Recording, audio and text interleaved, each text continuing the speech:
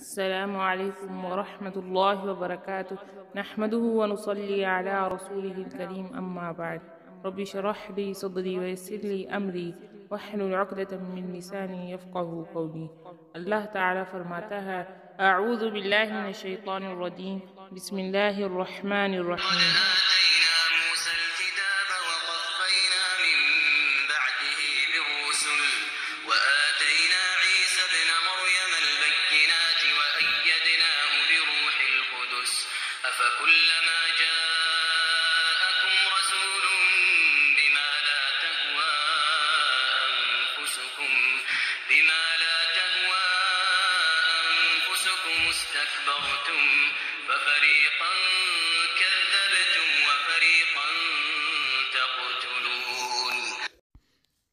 اور بلا شبہ ہم نے موسیٰ علیہ السلام کو کتاب دی، پھر اس کے بعد پے در پہ رسول بھیجے اور عیسیٰ ابن مریم کو واضح معجزے عطا کیے اور روح القدس سے ان کی تائید کی. پھر جب بھی کوئی رسول کوئی ایسی چیز لایا جو تمہاری خواہش کے خلاف تھی تو تم اکڑ بیٹھے. رسولوں کا ایک گروہ ایسا تھا جسے تم نے جھٹلا دیا اور ایک گروہ کو تم نے قتل کر ڈالا.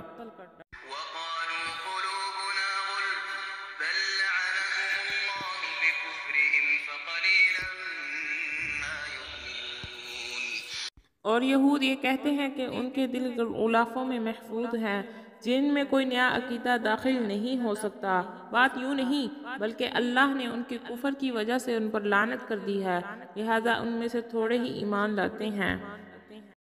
سورہ بقرہ کی آیت نمبر 87 اور 88 کا لفظی ترجمہ.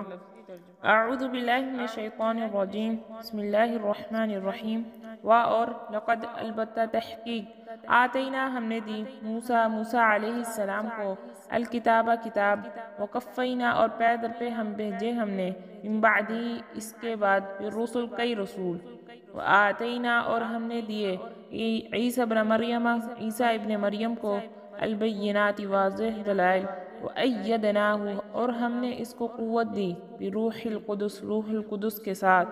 افَكُلَّمَا کیا پھر جب بھی جاءکم آیا تمہارے پاس رسول بما ساتھ اس چیز کے جسے لا نہ تہوا چاہتے تھے انفسکم تمہارے نفس استکبرتم تم نے تکبر کیا.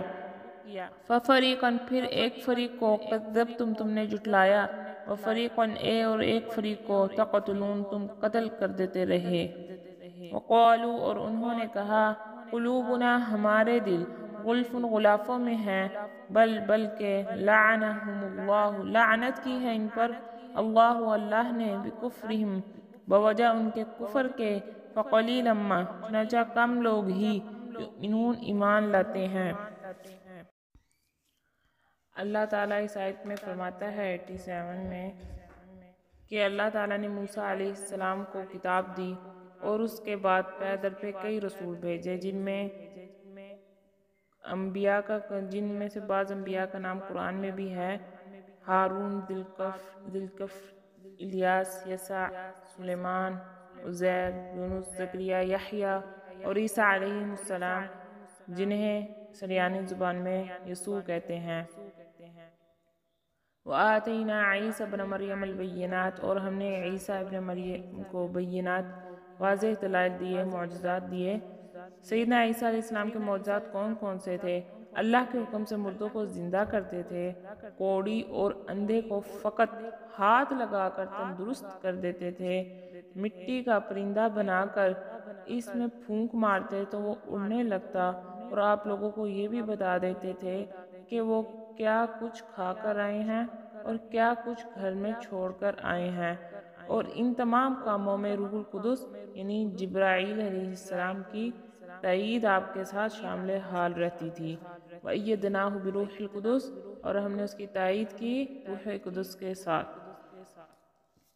أَفَكُلَّمَا جَاءَكُمْ رَسُولٌ بِمَا لَا تَهْوَىٰ أَنفُسُكُمُ اسْتَكْبَرْتُمْ فَرِيقًا كَذَّبْتُمْ وَفَرِيقًا تَقْتُلُونَ. جیسے ان لوگوں نے سیدنا عیسیٰ علیہ السلام کو بھی جھٹلا دیا اور رسول اکرم صلی اللہ علیہ وسلم کو بھی جھٹلا دیا اور سیدنا زکریا اور سیدنا یحییٰ علیہ السلام کو قتل کر دیا.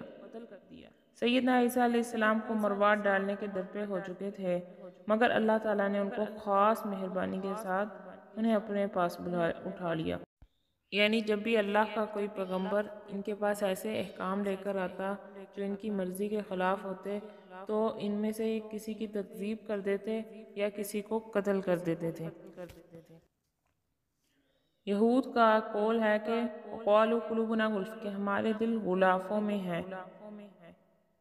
انسان کی عادت ہے کہ وہ اپنی بری صفات کو بھی خوبصورت بنا کر دکھانے کی کوشش کرتا ہے، اور حقیقت کا اعتراف کر لینا اس کے لیے بہت مشکل ہوتا ہے، الا ماشاء اللہ۔